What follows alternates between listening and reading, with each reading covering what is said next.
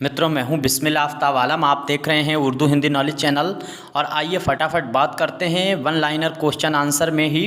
और बात करेंगे हिंदी जो यूजीसी नेट का पेपर है वो 30 तारीख को उसका एग्ज़ाम लगा हुआ है और उसकी जो सेटिंग प्लान है वो कल अपलोड कर दिया जाएगा, उसको ज़रूर देख लें। उससे पहले बात करते हैं कुछ इंपॉर्टेंट क्वेश्चन जो हैं वो मैं आपके सामने लगातार पेश करूँगा जब तक एग्ज़ाम नहीं होगा, और कल से ये सिलसिला कंटिन्यू चलेगा। दूसरी चीज़ ये बात है, जिनके नाम मैं यहाँ बता रहा हूँ इन सभी कवियों की रचना और उनके सन आपको हर हाल में याद करना है, कैसे भी याद कीजिए। और ये भी याद रहना चाहिए कि किस रचनाकार की कौन सी रचना है, बस क्योंकि क्रम लगाने में आया घटता हुआ, बढ़ता हुआ या फिर लेखक के नाम से, तो फिर ये सबसे मुश्किल काम हो जाएगा। तो आपके सामने जो आज हम बात करेंगे, इन सवालों पे बात करने के बाद में एक वीडियो मैं पेश करूंगा जिसमें मैं आपको बता दूंगा कि किन किन टॉपिकों को आप ज़रूर टच करें। अगर उनको आपने नहीं पढ़ा है तो आपसे नेट नहीं होगा, ये समझ लीजिए। वहीं से सवाल कम से कम 30-40 क्वेश्चन फंसने वाले हैं उन्हीं टॉपिकों से। तो आज जो बात करते हैं, जैसे झांसी की रानी, ये छोटी ही कविता है, बहुत बड़ी कविता नहीं है, और इसका नाम तो आपको पता होगा, सुभद्रा कुमारी चौहान की लिखी हुई है। लेकिन यहाँ पर ये कविता आप भले ही भूल जाएं कि ये किसकी लिखी हुई है, पहली बात तो ये भूलेंगे नहीं।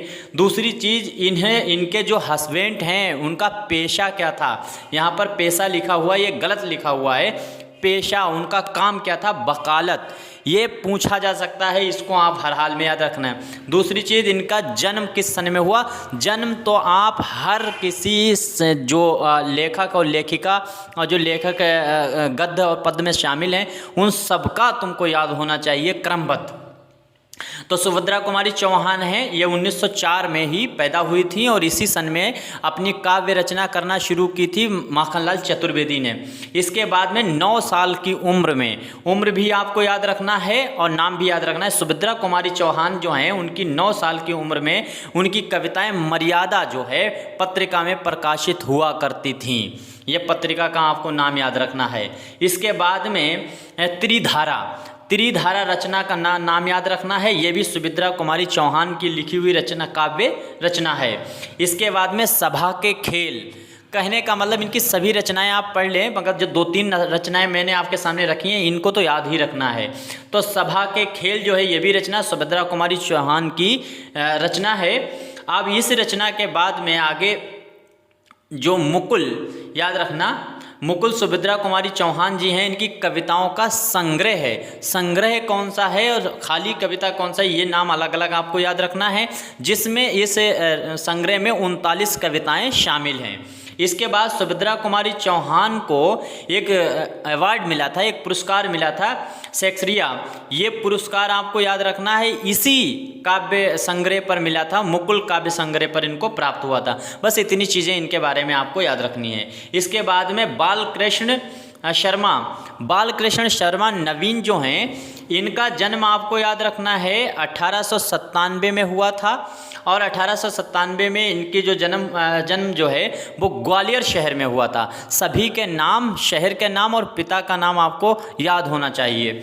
इसके बाद में बालकृष्ण शर्मा जी की जो है सत्य एक कहानी है, और ये कहानी भी इनकी यहीं से प्रकाशित हुई थी। इसके बाद में बालकृष्ण शर्मा जी का जो कहानी एक संग्रह है उसका नाम है कुमकुम। तो जो है कुमकुम जो है इनका काव्य संग्रह है, वो इनका संग्रह है, इसको भी आपको याद रखना है। इसके बाद में आपको याद रखना है उर्मिला का जो है वो समय काल आपको याद रखना है, ये 1934 का समय काल है उर्मिला का।